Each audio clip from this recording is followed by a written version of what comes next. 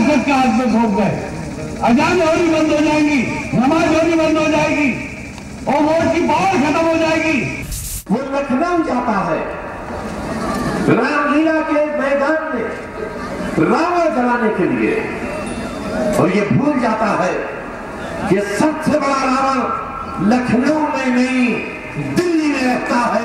देवबंद में जश्न मनाया जाएगा कि सुरेश राणा का इलाज कर दिया और यदि नारा मार दिया तो हरियाणा में, देवबंद में, मुरादाबाद में कर्फ्यू लग जाएगा मित्रों।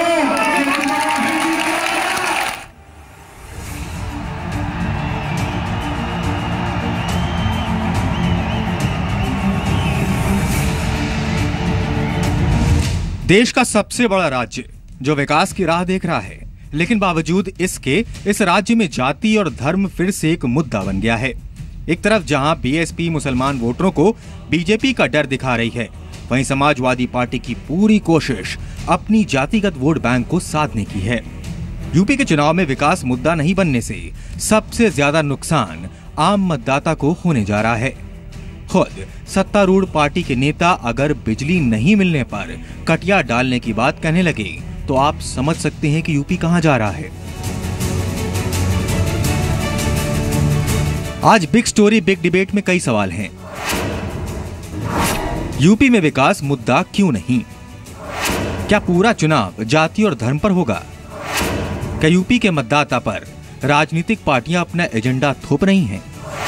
क्या मतदाता विकास के एजेंडे को अहमियत नहीं दे रहा? इन्हीं तमाम मुद्दों पर सबसे बड़े विश्लेषण के लिए चलते हैं जी बिजनेस स्टूडियो में।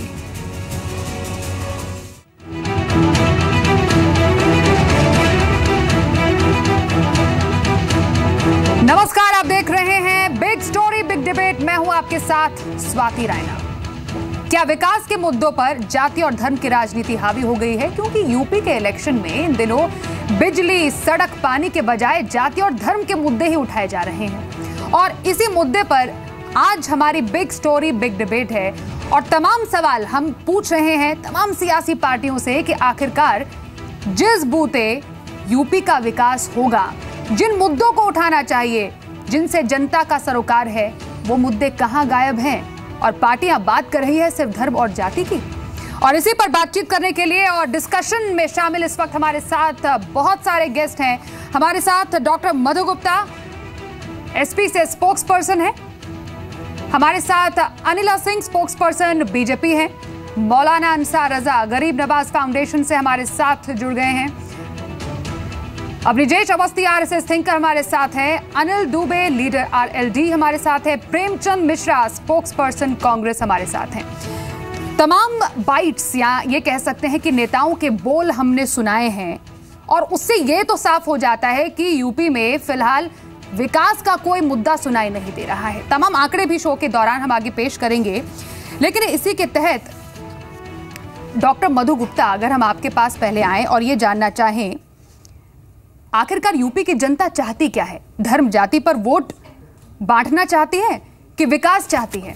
आखिरकार पार्टियों के बोल से तो यही लगता है कि वो सिर्फ धर्म और राजनीति करना चाहती हैं। देखिए, मैं आपको बड़ी ईमानदारी से ये बात बताना चाहूँगी कि उत्तर प्रदेश की जनता विकास चाहती है, और इसके लिए समाजवादी पार्टी ने पिछले 5 साल में बहुत काम किए हैं और विकास के एजेंडे पर ही चले हैं, और इसीलिए काम बोलता है। आप देखते हैं समाजवादी का एक अपना नारा है जिसको जनता पसंद कर रही है, और हमारे में एक इंक्लूसिवनेस है, एक प्रोग्रेसिव एटीट्यूड है, इसीलिए साइकिल को हाथ में लाए और हाथ से साइकिल और तेज रफ्तार से आजम खान जी के बयान से तो डॉक्टर मधु गुप्ता ऐसा लगता नहीं है। वो अपने बयान में कहते हैं कि मुसलमानों को मोदी को रोकना है। इसका मतलब क्या निकाले जाए? क्या वोट बैंक की राजनीति नहीं की जा रही है? देखिए, वोट बैंक की राजनीति समाजवादी पार्टी नहीं करती। आप ये भी देखिए कि बीजेपी ने एक भी अल्पसंख्यक को टिकट नहीं दिया, उनको काबिल नहीं समझा इसके लिए। तो थोड़ा आक्रोश तो है ही उसी समुदाय में, और होना स्वाभाविक भी है, क्योंकि उन्होंने कहा हमने काबिल लोगों को टिकट दिया, तो क्या उनको अल्पसंख्यकों में एक भी काबिल नहीं मिला? और नारा है सबका साथ सबका विकास। ऐसे कैसे सबका साथ हो सकता है जहां आपने एक भी महिला हो या पुरुष हो किसी अल्पसंख्यक को टिकट दिया हो। तो थोड़ा रोष उनमें नहीं, सभी अल्पसंख्यकों में इस बात का होगा, क्योंकि देखिए ये हमारा लोकतांत्रिक सिस्टम है, हमारा संविधान कहता है कि हम सब बराबर हैं और सभी जाति धर्म को हमें लेकर आगे चलना है, जिससे कि हमारा ये सही आपने बोला कि सब जाति धर्मों को साथ में लेकर चलना है, लेकिन क्या सिर्फ जाति और धर्म को ही साथ में लेकर चलना है? आखिरकार जो तमाम चुनावी वादे किए जाते हैं, विकास का मुद्दा होता है, बिजली की समस्या, गन्ना किसानों का भुगतान, किसानों की आत्महत्या, शुरुआत में तो हर पार्टी इसकी दुहाई देती है। जब वोट मांगने और उसके बाद उसकी बारी आती है कि हाँ उनकी पार्टी चुन ली गई है, ये तमाम जो वादे हो जाते हैं और नारे हो जाते हैं वो नदारद होते हैं। और हमने अपने पैकेज में बाकायदा दिखाया कि आखिरकार तमाम जो नेताओं के बोल है, जो वर्ड्स हैं, वो किस ओर इशारा करते हैं। मुसलमान, हिंदुत्व, धर्म, जाति, यही बोल बोलते हुए सुनाई देते हैं। और अनिला सिंह जी, डॉक्टर मधु गुप्ता तो यही कह रही थी अभी कि किसी अल्पसंख्यक की तरफ ज्यादा ध्यान नहीं दिया गया, किसी महिला को टिकट नहीं दिया गया। आपकी पार्टी भी कुछ यही कर रही है, दिखाई देता है। नहीं, देखिए ऐसा है कि जहां तक महिलाओं का विषय है तो उत्तर प्रदेश में भारतीय जनता पार्टी एक ऐसा राजनीतिक दल है जिसने सबसे ज्यादा महिलाओं को टिकट दिए हैं। दूसरी बात यह है कि अभी डॉक्टर मधु गुप्ता जो है अल्पसंख्यक को हमने एक भी टिकट नहीं दिया उसके विषय में यहाँ पे चर्चा कर रही हैं। भारतीय जनता पार्टी ने टिकट दिया या नहीं दिया यह विषय दूसरा है, परंतु मैं समाजवादी पार्टी से यह पूछना चाहती हूं, जो कि एक वोट बैंक की तरह इस्तेमाल करते हैं हमारे मुसलमान भाइयों को, इनके लिए इन्होंने क्या किया? 2012 का मैनिफेस्टो जरा उठा के पन्ने पलट लीजिए और इनको डॉक्टर मधु गुप्ता को और इनकी पार्टी को स्वयं पता चल जाएगा कि जितने वायदे इन्होंने हमारे मुसलमान भाइयों से किए थे एक भी पूरा नहीं किया। मैं दावे के साथ इसलिए कह सकती हूँ कि 2012 का मैनिफेस्टो भी मेरे सामने रखा हुआ है और 2017 का भी मैनिफेस्टो मेरे सामने रखा हुआ है। अनिला जी आपकी पार्टी के ही सुरेश राणा जी का बयान बोल दूं, वो कहते हैं कि शामली में कर्फ्यू लग जाएगा, दंगे हो जाएंगे अगर कोई और पार्टी जीती। ये किस बात की राजनीति है? नहीं, इससे पहले तो मैं आजम खान साहब के विषय में पूछ लूंगी। अभी आपने भी जिक्र किया कि उन्होंने क्या बोला है, और ऐसा राजनीतिक दल जो ना महिलाओं का सुरक्षा के विषय में चिंतित है, ना सम्मान उसको देता है, ऐसा राजनीतिक दल वो हमारे ऊपर प्रश्न चिन्ह कैसे उठा सकता है? भारतीय जनता पार्टी को परखा है इस देश ने भी और विभिन्न प्रदेशों ने भी। अब उत्तर प्रदेश की बारी है और उत्तर प्रदेश जो है परिवर्तन चाहता है, अच्छे के लिए चाहता है, और वो मात्र भारतीय जनता पार्टी ही दे सकती है इस प्रदेश को। नहीं, ये चुनावी वादे टेलीविजन डिस्कशन, स्टूडियो डिस्कशन में तो वाकई सामने आता है, लेकिन हकीकत में तो कुछ और ही है। अनिल दुबे जी, हमने समाजवादी पार्टी की बात की है, बीजेपी की बात की है, आरएलडी भी कुछ अलग नजर नहीं आती। जितने भी हमने वादे या फिर नारे अब तक सुने हैं, आप भी राजनीति ही कर रहे हैं, किसानों की समस्या को लेकर आए थे, लेकिन जैसे जैसे आगे बढ़ रहे हैं एक बार फिर वहीं से धर्म और जाति की राजनीति सामने आ जाती है, और जो तमाम विकास के मुद्दे हैं वो तो कहीं पर एजेंडा में सुनाई नहीं दे रहे। बिल्कुल स्वाति, किसान की, मजदूर की और उत्तर प्रदेश के विकास की बात अगर एजेंडा बने, इस पर चर्चा हो, इस पर काम हो, तो ये बहुत अच्छी बात है। लेकिन सवाल अगर विकास का हो, सवाल किसान के उत्थान का हो, तो अभी भाजपा की प्रवक्ता हैं अनिला जी अभी बात कर रही थी, 2014 के घोषणा पत्र में भारतीय जनता पार्टी ने जो वादे किए थे, क्या उन वादों पर काम हुआ? 2.5 वर्ष से ज़्यादा का समय बीत गया, उन वादों पर कहीं कोई काम नहीं हुआ। इनके नेता आज भी भड़काऊ बयान देकर के अनिल जी उससे ज्यादा पे कार्य हुआ है। कृपया करके दोबारा हमारे मैनिफेस्टो को पढ़िए और आप धरातल पे जाकर देखिए। जो केंद्र सरकार के कार्य हैं, मैं इनको जवाब हमने अनिला जी आपका मैनिफेस्टो पढ़ा, अगर नहीं हमने आपका मैनिफेस्टो पढ़ा, आपके नेताओं का भाषण एक एक करके जवाब दीजिए, एक एक करके जवाब दीजिए। की बात करते हैं, सरकार को कटघरे में ना खड़ा करें, अच्छा ये होगा कि समाजवादी पार्टी सुप्रीम कोर्ट में है उसी की बात आप करते हो। क्यों करते हो? क्यों नहीं विकास की बात करते? क्यों नहीं आकर स्वामीनाथन आयोग की बात पर आपकी पार्टी ने कुछ किया? आपने कहा था कि फसलों का 1.5 गुना मूल्य किसानों को देने का काम करेंगे। आपकी पार्टी ने फसलों का 1.5 गुना मूल्य दिया। आप 2014 का घोषणा पत्र और 2017 का घोषणा पत्र लेकर बैठिए। आपने घोषणा पत्र का जिक्र करना कुछ नहीं समझा।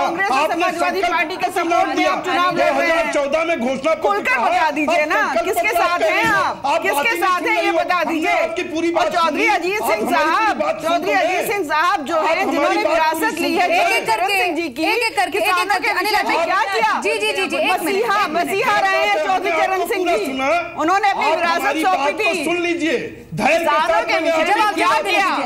आप दे लीजिए, बात पूरी की जाए दुबे जी, उसके बाद में बाकी पैनलिस्ट की बात। हमारी पूरी बात को सुने। बोलिए अनिल दुबे जी, हम भी नहीं सुनेंगे आपको। अनिल जी बोलिए। आपकी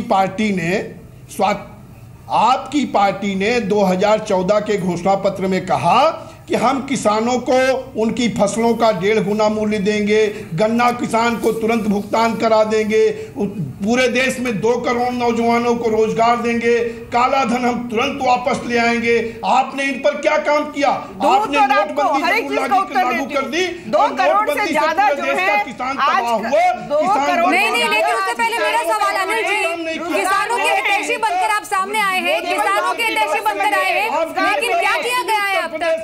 अनिल जी, किसानों के हितैषी बनकर आए हैं, बहुत बढ़ चढ़कर आपने ये अपना एजेंडा सामने रखा था, लेकिन क्या हकीकत में वो हो भी पा रहा है? चुनावी नारों में सुनाई दे रहा है ये सब? अनिल जी, अब आपका दंगा तो वहां नहीं भड़कने वाला है। अब पश्चिमी उत्तर प्रदेश की जनता आपको जान गई।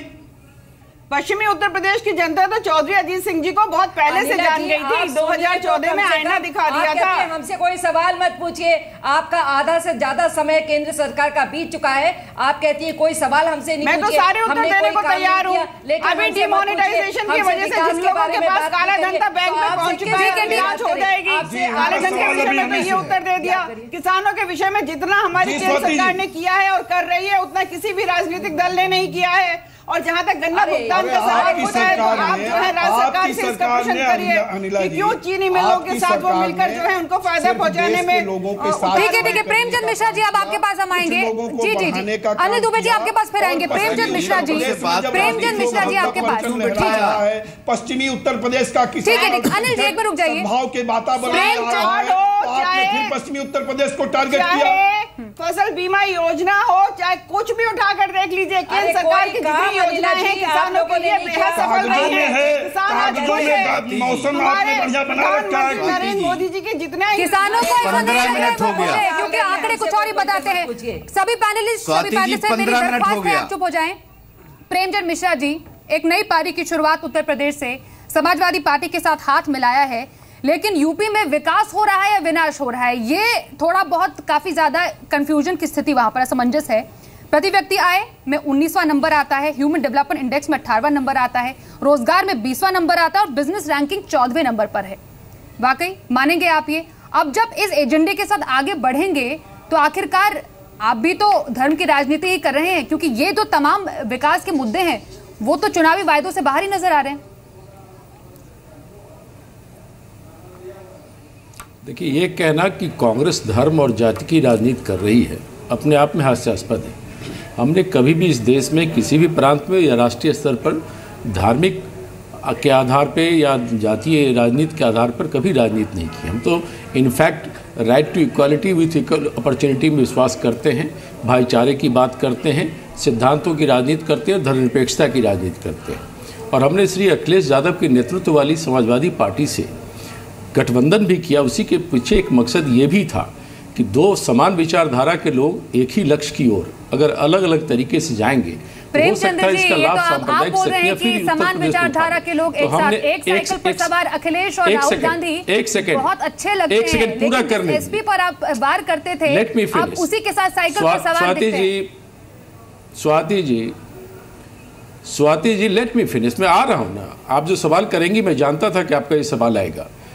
हमने प्रयास किया था, लेकिन परिस्थितियां ऐसी हुई जिसमें ये लगा कि नहीं, आज के डेट में जो वादा खिलाफी नरेंद्र मोदी जी ने इस देश से किया, उत्तर प्रदेश से किया, जहां से 73 मेंबर ऑफ पार्लियामेंट चुनकर लोगों ने दिया था भारतीय जनता पार्टी को और वो प्रधानमंत्री बने, उस उत्तर प्रदेश के लिए नरेंद्र मोदी जी ने 2.5 वर्षों में क्या किया, इसका कोई जवाब बीजेपी का क्या प्लानिंग है, क्या रोड मैप है, कौन उनका चेहरा है, कौन उनका नेतृत्व है उत्तर प्रदेश में, वो नहीं बता पा प्रदेश हो गया था।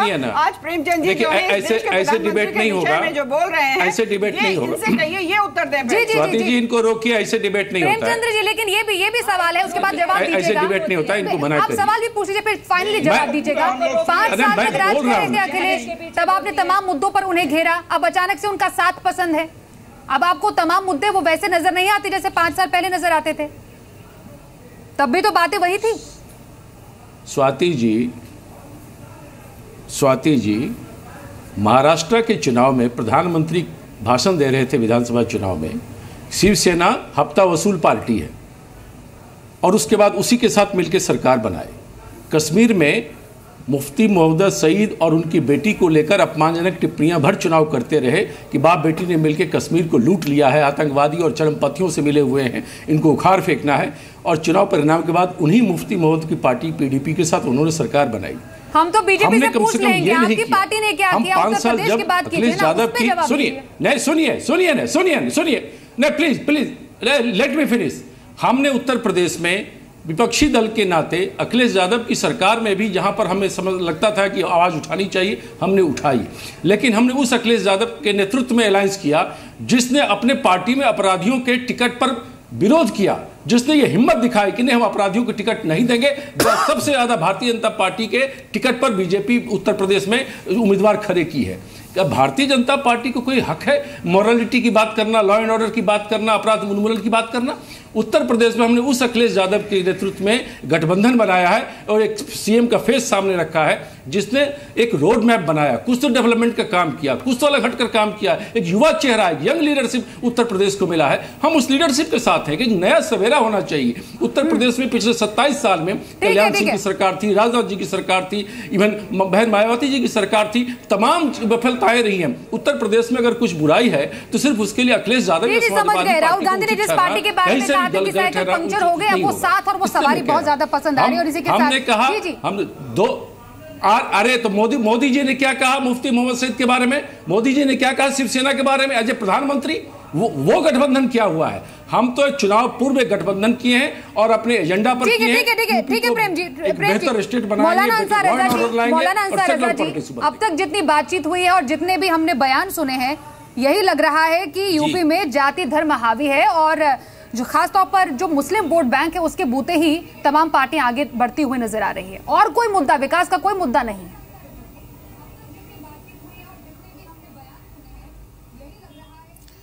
देखिए स्वाति जी, सबसे पहली बात तो मैं गुजारिश करूंगा सारे पैनलिस्ट से कि हमने 20 मिनट 17 मिनट हमने बर्दाश्त किया है, बहुत सुकून से हमारी बात को सुन लिया जाए। सबसे पहले तो जो हमारी एसपी की डॉक्टर साहिबा बैठी हैं, उन्होंने बड़ी बातें कही, साहब इतना विकास किया, इतना विकास किया, इतना विकास किया, इतना विकास कर दिया है कि अपने बाप को जहनी अपाहिज कर दिया है। अब मुलायम सिंह किसी लायक बच्चे नहीं, सुबह कुछ बोलते हैं, शाम को कुछ बोलते हैं, रात को कुछ बोलते हैं। ये एक विकास हो गया उनका। दूसरा विकास आप आ जाइए कांग्रेस के ऊपर। अगर अखिलेश यादव ने विकास किया था तो कांग्रेस जो बिल्कुल उत्तर प्रदेश में मर चुकी है उसकी बैसाखी लेने की क्या जरूरत थी? जब आपने विकास किया तो किसी के सहारे की जरूरत नहीं थी। अब बार बार आप ये कह रहे हैं कि साहब हमने इसलिए उनका साथ दिया है कि यंग लीडर हैं, फलाना है, ये तमाम बातें हम बिल्कुल मानते हैं, साहब यंग लीडर हैं। गुंडाराज कितना हुआ है? आपने अल्पसंख्यकों से जो वादे किए हैं वो क्या हुए हैं? 2012 का मैनिफेस्टो में आपने क्या कहा और 17 में क्या कहा? अब आ जाइए आप आजम खान के बयान पर। माननीय सुप्रीम कोर्ट का सख्त आदेश है कि जातिवाद की बुनियाद पर चुनाव नहीं होगा, तो क्या समाजवादी पार्टी के लीडर मुलायम सिंह यादव आजम खान ने जो कहा है कि मुसलमानों को चाहिए कि सपा का साथ दें, क्या कंटक और कोर्ट नहीं लगना चाहिए इनके ऊपर? क्या कानूनी कार्रवाई नहीं होनी चाहिए? ठीक है। और रविशंकर प्रसाद ने कल चुनाव के टाइम पर जो मामला सुप्रीम कोर्ट में चल रहा है 3 तलाक का मुद्दा उठाकर, क्या उनके ऊपर कानूनी कार्रवाई नहीं होनी चाहिए? जहां तक सवाल बीएसपी का है तो मैं मुकम्मल तौर पे हिंदू, मुस्लिम, सिख, ईसाई सबका जो भरोसा इस वक्त जो बहन मायावती पर है, सबकी कलाई खुल जाएगी 11 तारीख को जब रिजल्ट आएगा कि सारे लोग बहन जी के साथ खड़े नजर आ रहे हैं कि अब हमें एक ऐसा शासन चाहिए जो गुंडाराज को खत्म कर। तो आपके हिसाब से यूपी का साथ बहन जी के साथ है? यूपी का जो पूरा कितने भी जिस पे आपने जिक्र किया, लेकिन अवनीश जी यहाँ पर जो पूरा मजमून नजर आ रहा है वो यही है कि उत्तर प्रदेश में जो अगर हम बात करें विकास की, उसमें फोकस ज्यादा नजर नहीं आता है। अब ये देखिए यूपी में विकास या विनाश, तमाम आंकड़े भी हम यहाँ पर पेश कर रहे हैं। कोई हिंदू की बात कर रहा है तो कोई मुस्लिम की बात कर रहा है, लेकिन बात जो बुनियादी होनी चाहिए, बिजनेस की बात होनी चाहिए, रोजगार की बात होनी चाहिए, कानून व्यवस्था की बात होनी चाहिए, वो एजेंडे से गायब है। स्वाति जी 17 मिनट गिने थे अंसार रजा साहब ने, उसमें उनका और जोड़ लीजिए तो उतना टाइम इस बहस में हो चुका है।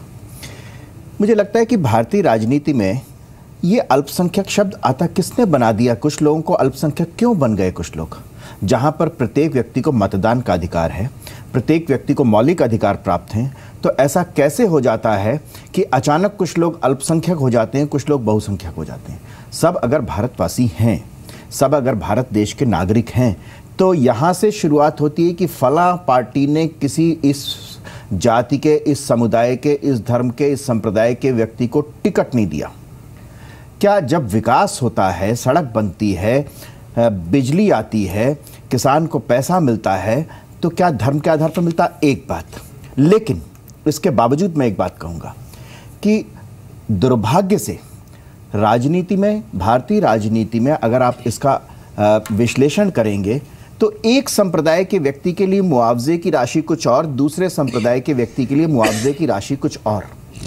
ये एक हमारा एक ऐसी सोच बन गई है जिसमें हम सिर्फ सत्ता तक पहुंचने के लिए कुछ जातियों को, कुछ संप्रदाय को, कुछ वर्णों को, वर्ग को खुश करके वहां तक हम सत्ता तक पहुंच जाएं। नहीं अवस्थी साहब, लेकिन कौन कर रहा है? पार्टियां ही तो कर रही है ना। जहां पर नौजवानों के मुद्दे भ्रष्टाचार, अपराध, सुरक्षा, शिक्षा, रोजगार, स्वास्थ्य, पर्यावरण जैसे मुद्दे होने चाहिए, वहां पर उन्हें अभी भी क्या सुनने को मिल रहा है?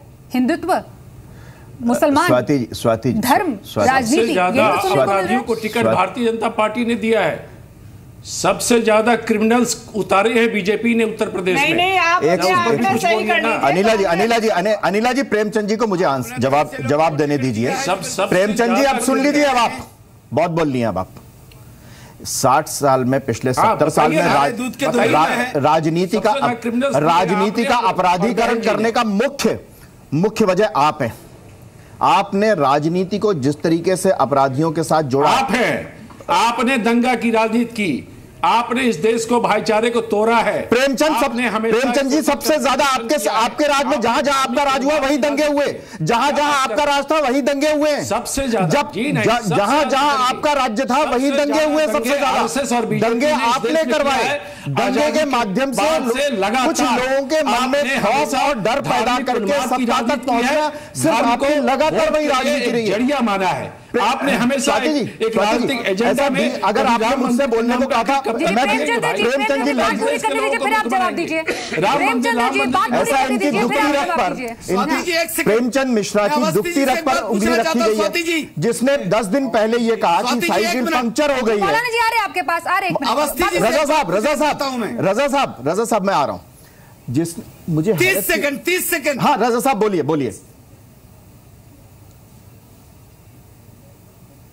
मैं ये कह रहा हूं कि आरएसएस एक तरफ तो कहती है कि आरएसएस को राजनीति से कोई मतलब नहीं है जी, और हर जगह राजनीति में पैर अड़ा देती है अपना, कहती मुझे राजनीति से कोई लेना देना नहीं है। आपने अल्पसंख्यक और जाति की बात की, अल्पसंख्यक लग चुकी मुसलमानों से जुड़ा हुआ है। मैं क्या कह रहा हूँ, आपको हो रहा है, मैं वही बात कर रहा हूँ कि जातियों को सब कुछ मिल रहा है। संघ किसी अल्पसंख्यक और बहुसंख्यक में अल्पसंख्यक बहुसंख्यक मानता ही नहीं है।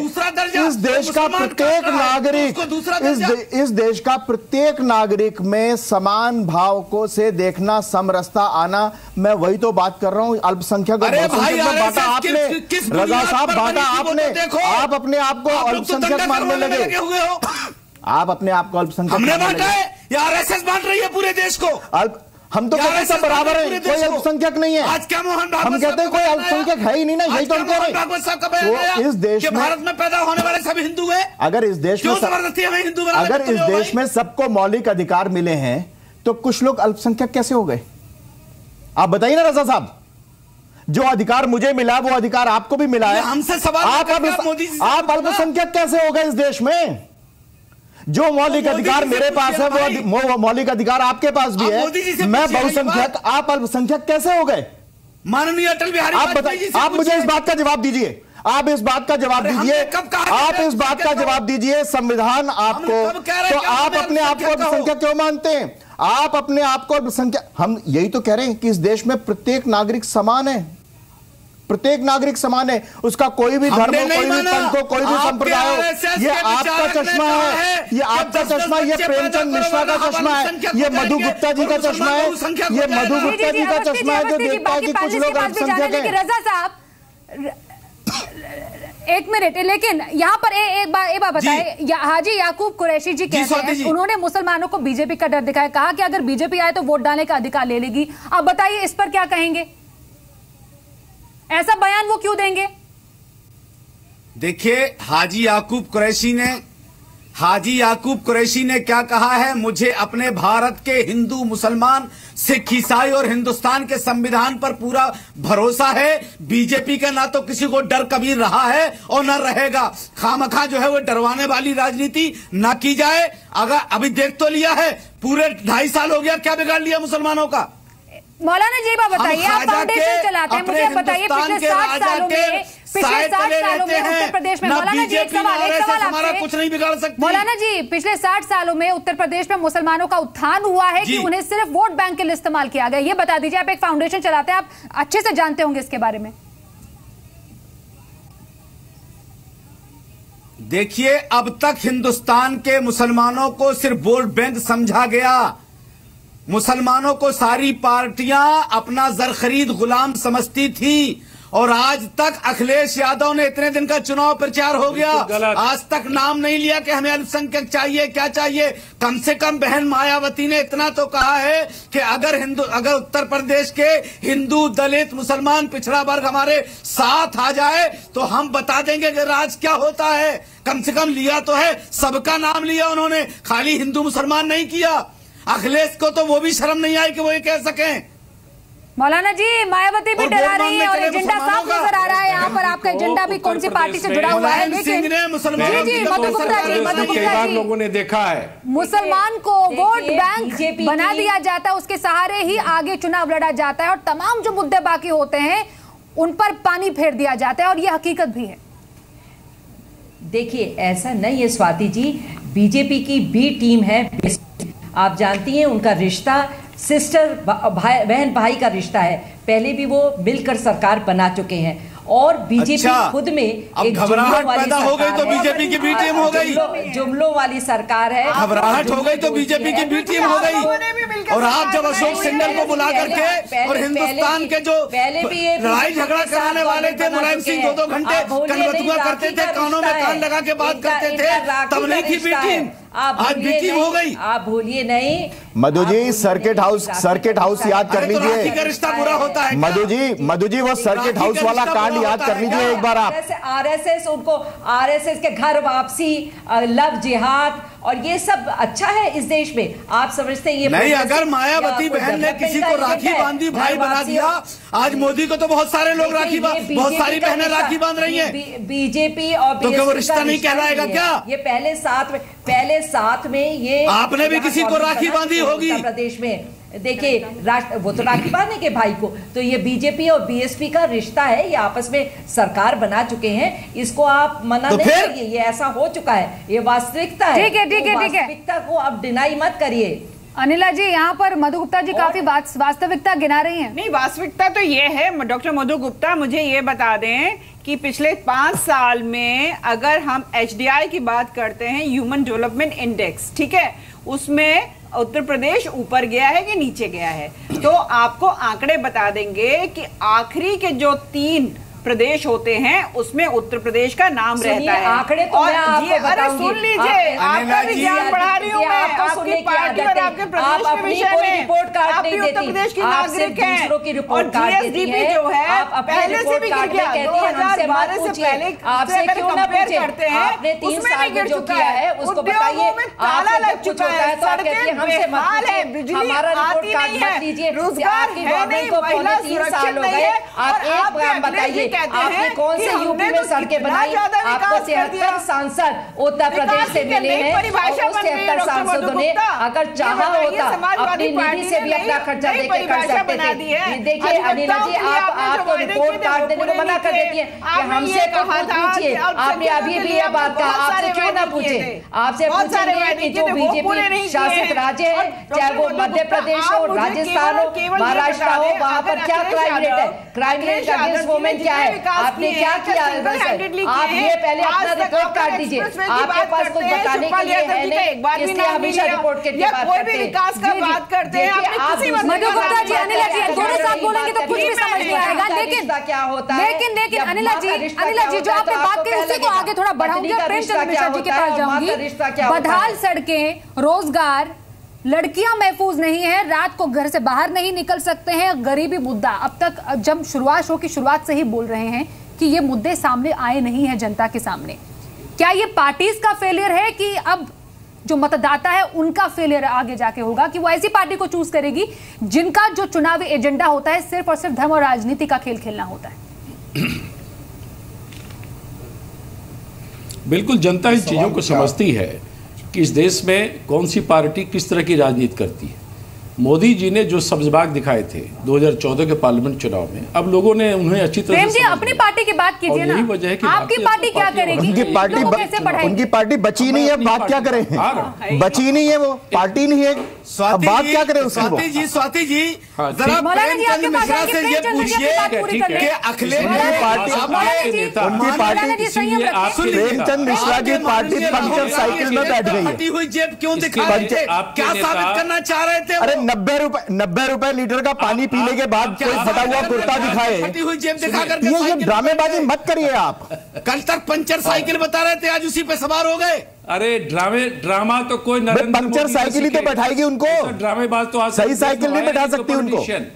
गरीब का बेटा और 10 लाख का सूट पहनता है, गरीब का बेटा 10 लाख का सूट पहनता है, ये ड्रामा। फटा हुआ कुर्ता कौन पहनता है? फटा हुआ कुर्ता कौन पहनता है? समझ गए? फटा हुआ कुर्ता कौन पहनता है?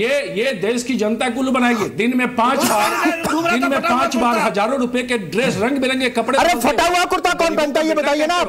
ये नहीं, गरीब का बेटा कुर्ता फट कैसे गया?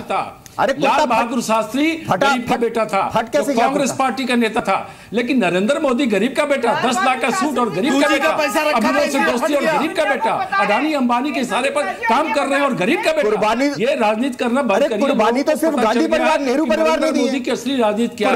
आप बात करिए। भारत की स्वतंत्रता तो सिर्फ नेहरू परिवार की वजह से मिली। आप शास्त्री जी का नाम कैसे लेने लग गए? वादों का क्या किया? अरे गरीबी के लिए आप नेहरू जी का नाम लेते ना, पढ़ के आए थे।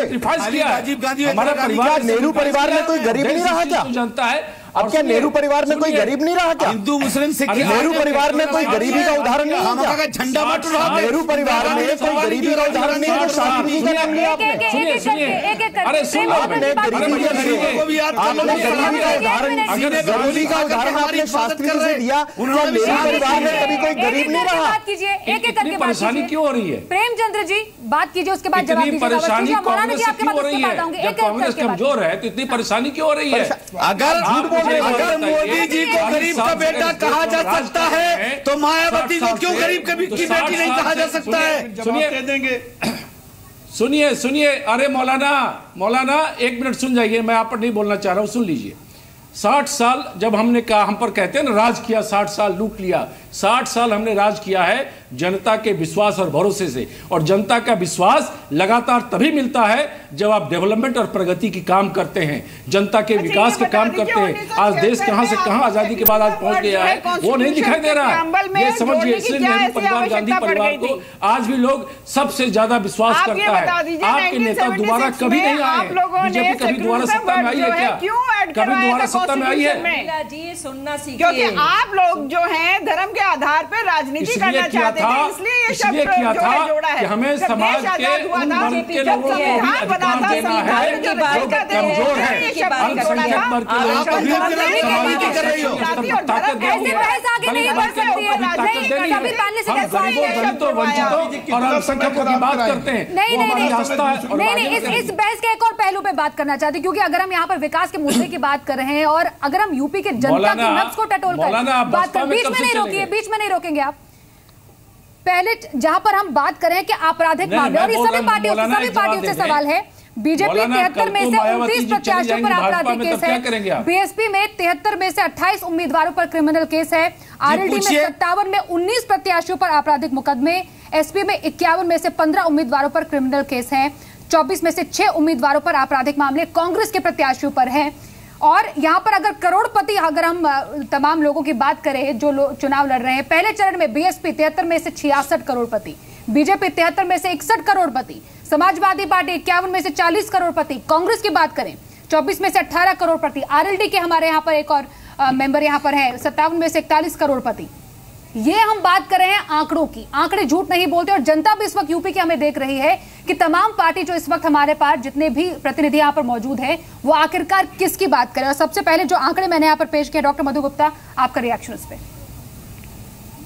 देखिए, आपने खुद ही आंकड़े बताए कि करोड़पति बीएसपी में सबसे ज्यादा और सबसे ज्यादा दागी आपने बीजेपी में बताए, और रिफ्लेक्शन यहाँ डिबेट में इस तरीके से देते हैं कि हम बिल्कुल स्वच्छ है। स्वच्छ समाजवादी पार्टी के तो सब गंगा नहा के आए हैं। आप बीच में मत बोलिए, या आप बोलिए, बीच में मत बोलिए प्लीज। तो जब आपके आंकड़े बिल्कुल साफ तौर पे बता रहे हैं तो किस चीज की बहस कर रहे हैं ये? और बहस जब हमने कहा इनके पास कोई चेहरा नहीं है उत्तर प्रदेश में चीफ मिनिस्टर का, इन्होंने बाहरी दागी बाकी लोगों को टिकट दिए हैं, क्योंकि जो इन्हें मिला, इनके पास अपना संगठन नहीं था, उसको ये टिकट देते रहे इन्होंने। लेकिन मधु गुप्ता जी, एक मिनट, अगर हम रिपोर्ट कार्ड की बात करें, अखिलेश सरकार के रिपोर्ट कार्ड की बात करें, 2013-14 में कृषि में यूपी का योगदान रहा है 12.9%, ठीक है। औद्योगिक क्षेत्र में यूपी का योगदान मुख्य 5 राज्यों में सिर्फ 8% रहा है। आर्थिक विकास दर 6.7%, 2014 के आंकड़े। देश में जीडीपी में योगदान जो रहा है उसमें भी तमाम आंकड़े यहाँ पर 9,76,000 करोड़ के आंकड़े यहाँ पर सामने आए हैं। क्योंकि यहाँ पर उत्तर प्रदेश के विकास की बात आ रही, पिछले 5 साल की भी तो डेवलपमेंट की बात होगी। और क्योंकि अगर आप आगे वाले 5 साल में अखिलेश जी को मुख्यमंत्री के तौर पर, सरकार को कांग्रेस के साथ देखते हैं, तो ऐसे आंकड़ों के साथ आगे अगर बढ़ेंगे तो जनता किसको वोट देगी? डेवलपमेंट पिछले 5 साल में हुआ है और आगे आने वाले 5 सालों में भी होगा। आप केंद्र में देखिए, जब से डीमोनेटाइजेशन हुआ है और 86% मनी डीमोनेटाइज हुई, उसके बाद ग्रोथ रेट कम हुआ है। और जो 2016-17 में ग्रोथ रेट था 7.1, उसको डिक्रीज करके 6.9 डॉक्टर मधु गुप्ता, आप केंद्र की बात मत करिए, देश की बात मत करिए, आप क्यों नहीं करें? पढ़ी लिखी हुई है, क्यों ना करें? आप बीच में इससे बोलते हैं कि आप अपनी रिपोर्ट कार्ड नहीं देना चाहती। अनिला जी चुप रहना और सुनना सीखे, चुप रहना और सुनना सीखे। अनिला जी चुप होइए, आप देश की बात करने बैठ गई हैं। आप क्यों नहीं करेंगे? आप डिबेट में आई हैं, आप डिबेट में आई हैं तो सुनिए। क्यों नहीं करें? उत्तर प्रदेश राज्य सरकार जहाँ की सरकार की वही की बात करेंगे हम, क्योंकि हम अनिला जी आप की बात करती हैं। आबादी वाला प्रदेश, और आप लोगों ने क्या हाशिए पे डाल दिया है? आपके पास कोई उत्तर नहीं है, कोई ठीक है मधु गुप्ता जी, अनिला जी आपके पास आऊंगी, आपके पास आऊंगी। ये हर एक के पीछे बहुत कारण है जो अभी आपने बहुत सारी चीजें गिनाई है। डॉक्टर मधु गुप्ता, 30 सेकंड चाहिए मुझे, मैं उत्तर दे दूं। स्वाति जी सिर्फ 30 सेकंड। जी आप सब उत्तर दें, आप सब उत्तर दें। जो अभी डिक्लेरेशन किया है कि 2000 से ज्यादा अगर पॉलिटिकल पार्टीज को, वो चेक के माध्यम से होगा, या और भी बहुत सारी चीजें लेकर आए हैं, या हम जो डिजिटल इंडिया की तरफ बढ़ रहे हैं जिससे कि काले धन वाले जो है उनका पर्दाफाश हो, ये सारी चीजें ऐसी हैं जो भारतीय जनता पार्टी का जो नेतृत्व है। ठीक है आप सभी पैनलिस्ट कुछ बोले, आप सभी पैनलिस्ट कुछ बोले।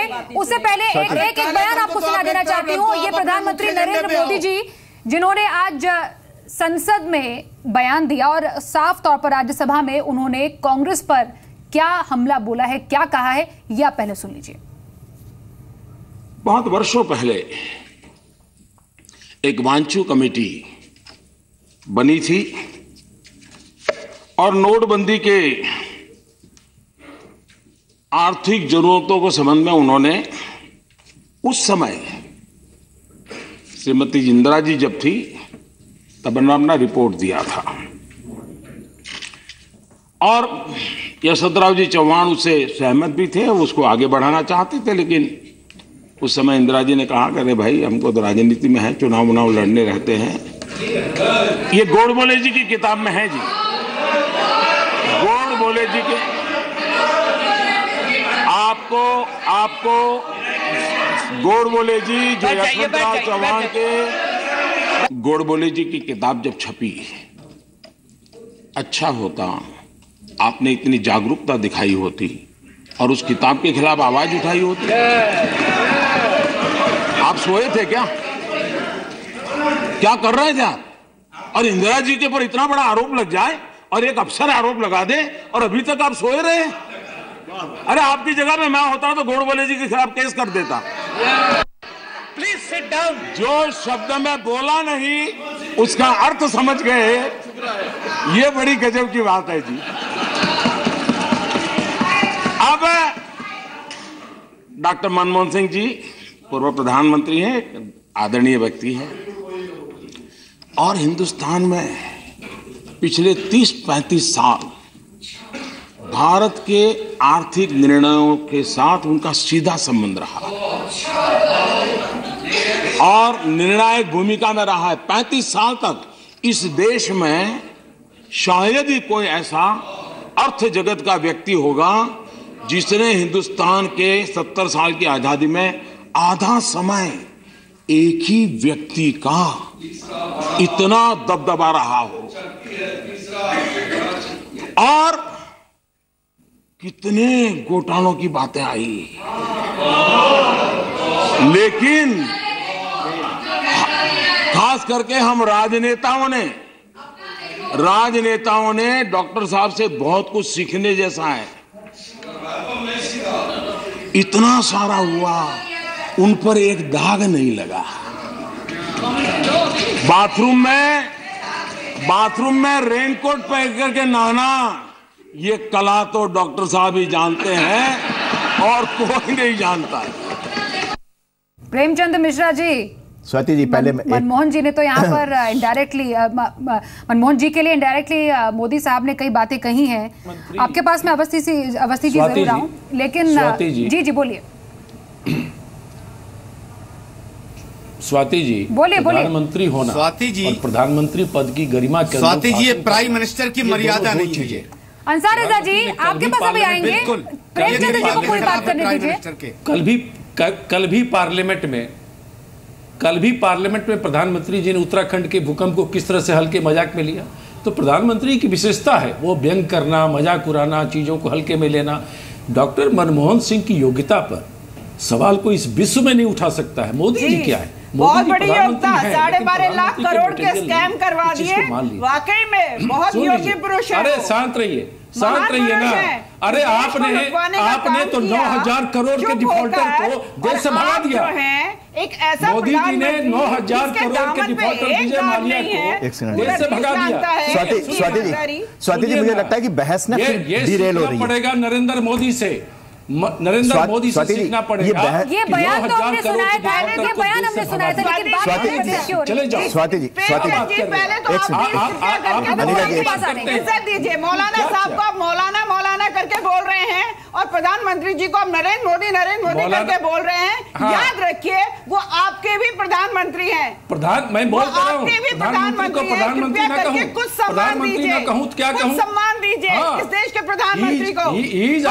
बात करते हैं हम राहुल गांधी जी करके बात करते हैं, सोनिया जी करके बात करते हैं, और इस देश के प्रधानमंत्री को आप स्वाति जी बहुत देर हो गई है। उन्होंने मजाक स्वाति जी पूरी बात कीजिए, उसके बाद मुझे मौलाना जी के पास जाना है और अनिल दुबे जी भी। प्रधानमंत्री क्या शक्ति और जॉनी लीवर की तरह मजाक करने के लिए प्रधानमंत्री बनते हैं। स्वाति जी, प्रधानमंत्री पद की गरिमा। प्रेमचंद जी उम्मीद करता है। अनिला जी, आप सुन लीजिए।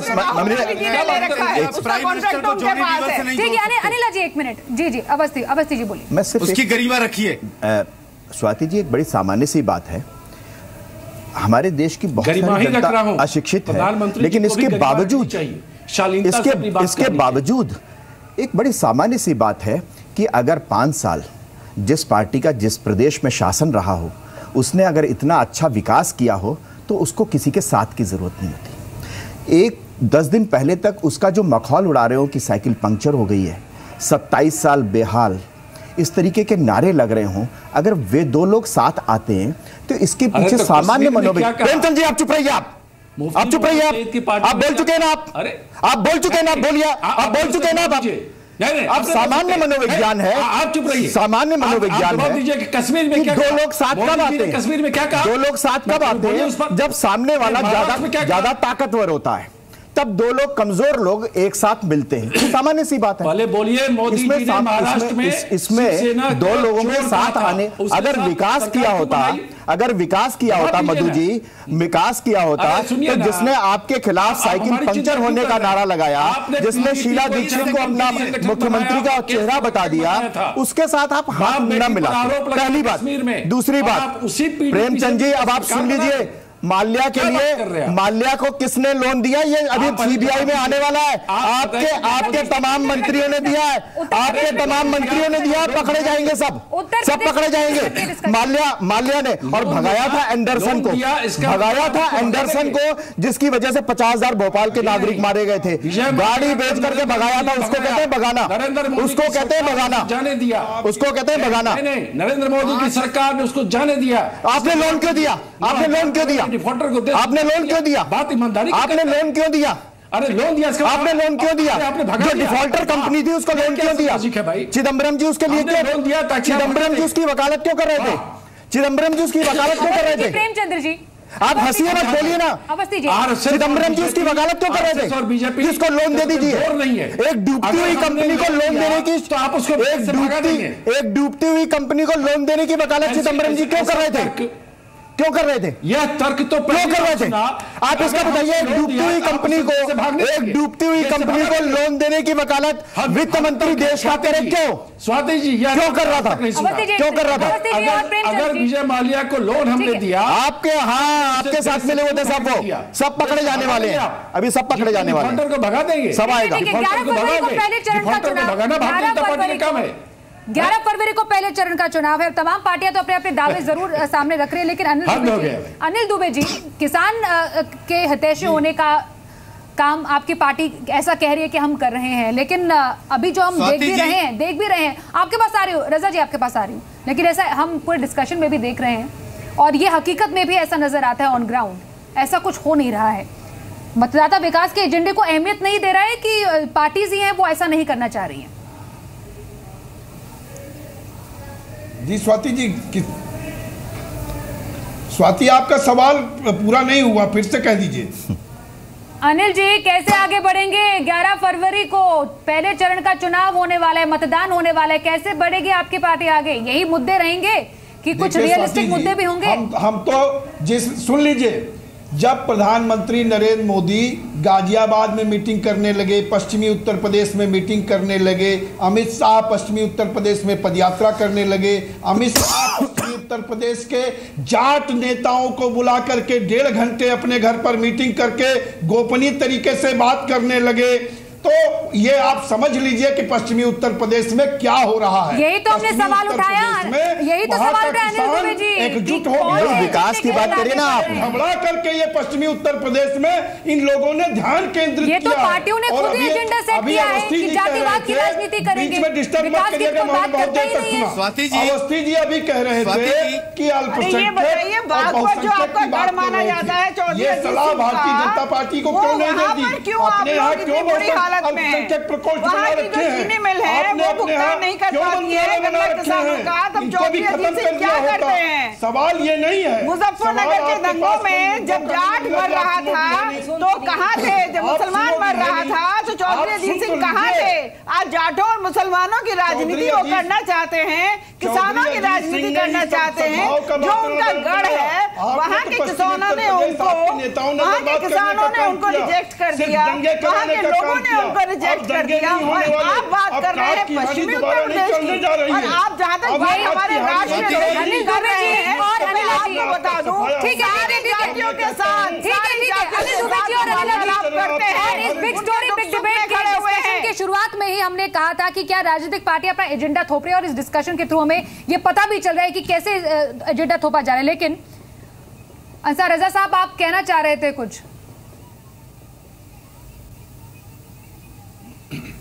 मैं ये कहना चाह रहा था, अनिला जी है या हमारे अवस्थी, प्रेमचंद जी में रुक जाइए, उनको बात पूरी करने दीजिए, आपके पास आएंगे फिर। अंसार रजा साहब, अरे सुन तो लीजिए भाई, सुन तो लीजिए।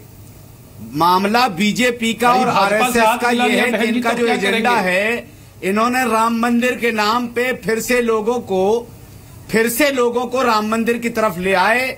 आजकल व्हाट्सएप पे एक बहुत अच्छी चीज चल रही है कि सीता जी ने राम जी से पूछा कि हिचकी क्यों आ रही है आपको, तो राम जी ने कहा कि शायद उत्तर प्रदेश में चुनाव आ गया है, बीजेपी के लोग हमें याद कर रहे हैं, वो इसलिए मुझे हिचकी आ रही है।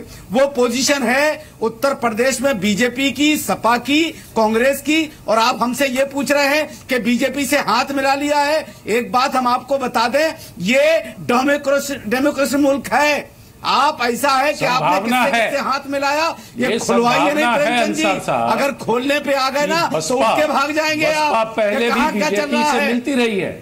मैं आपको अलर्ट कर रहा हूँ, मौलाना। अरे आपने क्या क्या किया, खोले क्या? कहीं टाइम नहीं, वरना सारा चिट्ठा आपका हम खोल के रख देते थे। केंद्र में आप ये बताइए, वही समाजवादी पार्टी बाबरी मस्जिद का गुनहगार आपको 20 साल मुझे आपकी बड़ी चिंता हो रही है। आपने उसी से हाथ मिला लिया। आपकी बड़ी चिंता मुझे हो रही है, तभी से हाथ मिला जो है दूध के धुले बन रहे हैं। कल को बहन जी अगर चली गई उधर तब क्या होगा? ये बताइए, समाजवादी पार्टी कांग्रेस को बाबरी मस्जिद की शहादत का जिम्मेदार मानती थी 20 साल तक। ठीक है मौलाना अंसार रजा साहब, थोड़ा सा बहस को वापस लाते हैं पटरी पर लाते हैं। ठीक है, शो के आखिरी सेगमेंट में हम पहुंच गए हैं। शो के आखिरी सेगमेंट में पहुंच गए हैं। 11 फरवरी को पहले चरण का चुनाव, 11 मार्च को काउंटिंग, और एक एक करके मैं सभी पैनलिस्ट के पास आऊंगी। डॉक्टर मधु गुप्ता, यूपी में मोदी मॉडल चलेगा, अखिलेश का काम बोलेगा, और इस बार अखिलेश जी राहुल गांधी के साइकिल की सवारी भी कर रहे हैं। जी, यूपी को स्वाति जी ये साथ पसंद आया है और काम बोलता है। यहाँ जनता ने काम देखा है, और जो घोषणा पत्र था 2012 का वो पूरा हुआ है, उसके साथ और भी बहुत काम हुए हैं, और आगे जो बना घोषणा पत्र है वो जनता हम पे भरोसा करती है, वादा करती है, क्योंकि हमारी कथनी और करनी एक है। और इसमें जनता के विकास के मुद्दे कहाँ थे अनिला सिंह जी? नहीं, मैं वही कह रही हूँ कि शायद मधु जी ने जो 2012 का अपना घोषणा पत्र नहीं पढ़ा है और 2017 का भी नहीं पढ़ा है। 80% तो वही बातें रिपीट करी हैं। बीजेपी की बात कीजिए, बीजेपी की बात कीजिए। देखिए, भारतीय जनता पार्टी को तो संकल्प पत्र होता है, और जो बात हम कहते हैं उसका हम संकल्प लेते हैं, और ऐसा है कि कथनी और करनी में नोटबंदी पर यूपी देश को उत्तर देगा जी। नोटबंदी पर यूपी देश को उत्तर देगा। नोटबंदी का ज्यादा का विषय आप उठाकर ला रही हैं। आप ग्रामीण क्षेत्र में चली जाइए, ठीक है, और मेरा दावा है कि कोई भी किसान भाई, मजदूर भाई अगर ये कह दे कि हमें डिमोनेटाइजेशन से परेशानी हुई है, ये देश हित के लिए नहीं हुआ है, सब ठीक है। अंसार रजा साहब, मुस्लिम वोट बैंक की राजनीति पार्टियां करती आ रही है और आगे भी जारी रहेगा। 11 मार्च को क्या लग रहा है आपको? इसी बूते हर पार्टी आगे बढ़ेगी? मौलाना साहब 10 सेकंड में। देखिए मैं एक बात बता दूं स्वाति जी, 2012 का मैनिफेस्टो एसपी का उठा करके देख लीजिए। मुलायम सिंह ने कहा था 18% मुसलमानों को रिजर्वेशन देंगे, और जब बीएसपी के एक नेता ने सवाल किया विधानसभा में तो आजम खान ने हाथ खड़े कर दिए कि हमने ऐसा कोई वादा नहीं किया है। अब ये पब्लिक बताएगी कि क्या किया था क्या नहीं किया था। तो सारी पार्टियों का जोर जो हमें डिस्कशन के दौरान भी रहा है, जाति धर्म की राजनीति तो हो ही रही है, लेकिन यूपी की जनता जो है वो सब जानती है कि उन्हें किन मुद्दों पर वोट करना है। जो पार्टी इन तमाम मुद्दों को उठाएगी, विकास के लिए यूपी में काम करेगी, वही पार्टी आगे बढ़ेगी, और वो कोई भी पार्टी हो सकती है। तमाम जो प्रतिनिधि हमारे सामने यहाँ पर मौजूद है, और उन्हीं को डिसाइड करना है कि वो किस एजेंडे के साथ आगे बढ़ते हैं। तमाम मेहमानों का हमारे साथ जुड़ने के लिए आज के लिए बहुत शुक्रिया। देखते रहिए CBS।